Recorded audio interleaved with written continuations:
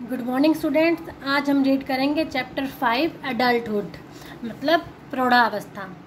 Adulthood को भी आगे 2 स्टेजेस में बांटा गया है। नंबर 1 अर्ली एडल्टहुड, जो की होती है 18 to 40 ईयर्स, और उसके बाद मिडिल एडल्टहुड, जो की होती है 40 to 60 ईयर्स की जो एज मानी गई है। तो एडल्टहुड का मतलब क्या है?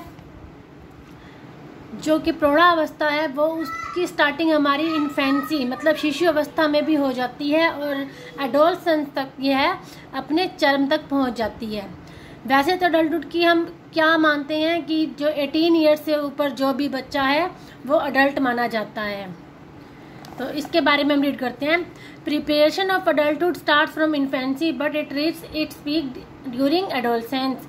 The secondary sexual change, cognitive maturity, and the acceptance and acknowledgement of adolescents' growth by parents and other society members actually turns an adolescent to an adult.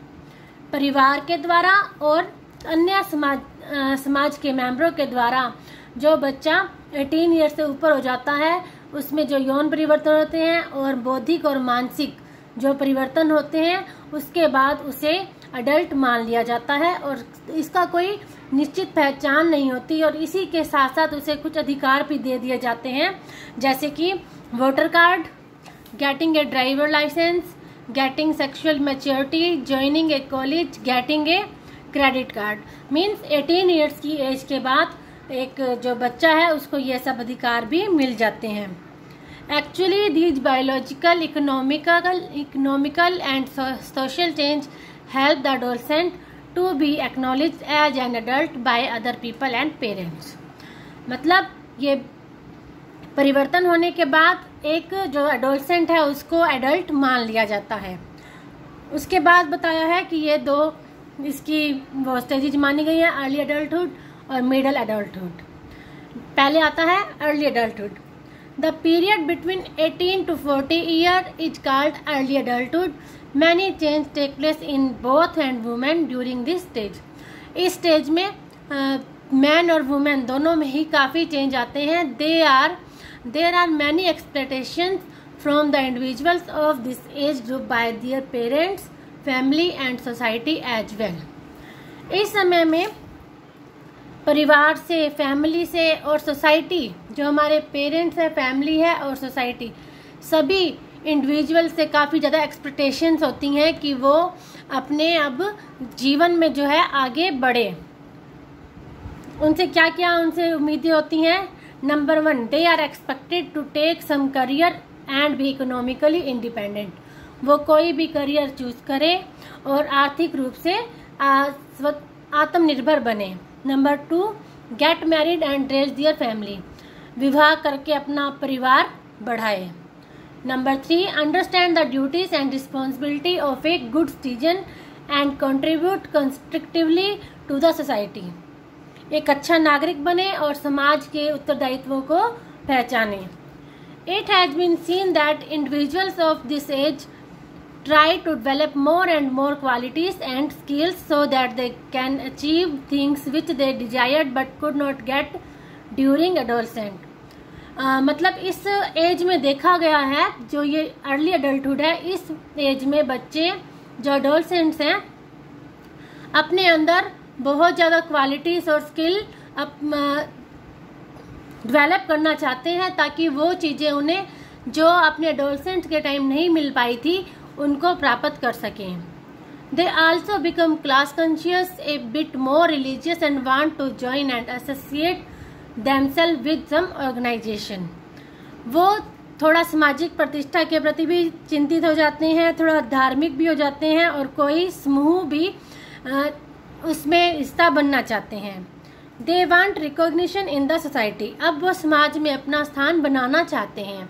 They make friend with common professional interest. वो अपनी रुचियों और अपने profession के हिसाब से मित्र बनाते हैं। अब extrovert individuals get more popular and have many friends.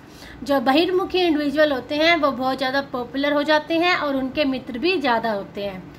Young adult at the age of 25 year start understanding their new responsibility and what people expect from from them. They start learning new skills to become successful and manage their responsibility in a better way. जब 25 years के युवक होते हैं वो अपनी अब जिम्मेवारियों को समझने लग जाते हैं और ये भी सोचते हैं कि इनको कैसे ढंग से मैनेज किया जाए और उसके लिए उन्हें क्या सीखना चाहिए, क्या करना चाहिए, ताकि जो लोगों की आशाएं हैं या माता पिता की जो आशाएं हैं उनको पूरा किया जा सके. The main concern of young adult at the age at this time are as follow. Early adulthood में जो कंसर्न होते हैं वो क्या है? नंबर 1 है वोकेशन एंड कैरियर, व्यवसाय, और नंबर 2 मैरिज एंड फैमिली, विवाह और परिवार. Number 1 vocation and career. This is a great challenge before the young adult age he or she had to take up some vocation. यह बहुत बड़ा challenge का time है कि वो कौन सा प्रोफेशन अपनाएं. Earlier children used to follow their parents profession. पहले के टाइम तो बच्चे अपने माता पिता का जो प्रोफेशन होता था वही अपना लेते थे, बट आजकल बहुत ज़्यादा विकल्प भी हैं, तो वो अपने people choose their career according to their choice and capability and interest.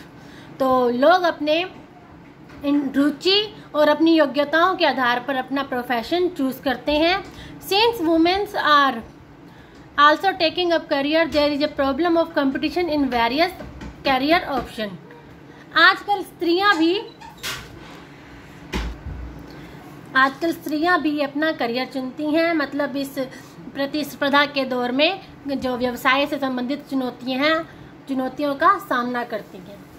Individuals choose career due to various reason such as. जो इंडिविजुअल हैं उनके करियर चूज करने के कारण क्या रहते हैं? नंबर 1 इकोनॉमिक स्टेबिलिटी, आर्थिक स्थिरता के लिए, मतलब पैसा कमाने के लिए. नंबर 2 सोशल प्रेस्टीज, समाज में प्रतिष्ठा प्राप्त करने के लिए भी हमें अपना करियर का निर्माण करना आवश्यक है. Number 3 self expression and internal satisfaction, अपने जो अंदर टैलेंट है उसको दिखाने के लिए और अपनी आत्म संतुष्टि के लिए. Number 4 satisfaction of social service, जो सामाजिक रूप से भी संतुष्टि प्राप्त करने के लिए हमें करियर चूज करना पड़ता है. अब इसके आगे है कि जो करियर हम चूज करते हैं उसमें क्या प्रॉब्लम्स आती हैं, उसके सामने क्या प्रॉब्लम्स फेस करनी पड़ती हैं. The young adult face many problems in their career path they may be as. Young adult को, वयस्क को अपने जो प्रोफेशन है उसमें कई समस्याओं का सामना करना पड़ता है जो कि हो सकती हैं. Number 1 great competition in their choice of profession, क्योंकि आजकल हर क्षेत्र में बहुत कंपटीशन है. If they don't get job they are frustrated and unhappy.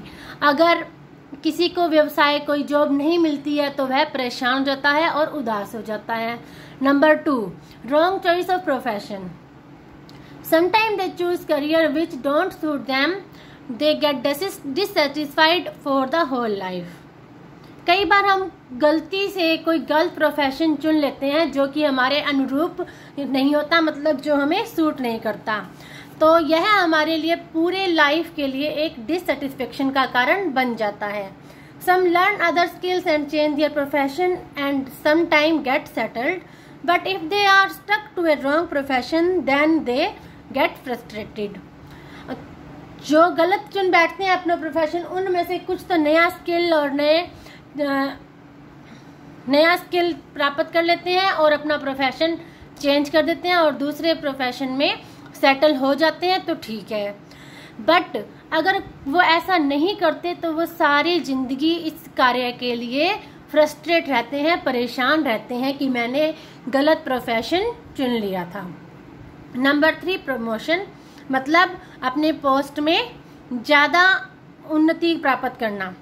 Every individual wants raise in salary, perks and status after some time, but if it denied then the person is unhappy, dissatisfied and frustrated. हर कोई अपने जीवन में promotion चाहता है, अपनी salary में, उससे मिलने वाली सुविधाओं में और स्टेटस में थोड़े समय के बाद प्रमोशन चाहता है. लेकिन अगर हमें वह प्रमोशन नहीं मिलता तो इससे हम अनहैप्पी, डिससेटिस्फाइड और परेशान हो जाते हैं. Number 4, maladjustment. Young adults also find problem of maladjustment quite often. They do change their jobs in early years for their reason, but slowly they understand how to work with people and get settled in their respective vocation. Starting में हम किसी के साथ जब काम करते हैं तो हमें कोई अनुभव नहीं होता, हम काम करना स्टार्ट कर देते हैं, लेकिन धीरे धीरे जब हमें टीम वर्क का पता चलता है तो कि हमें अपने कुलीग के साथ, अपने बॉस के साथ कैसा व्यवहार करना है, तो हम ये धीरे धीरे सीखना आरंभ कर देते हैं।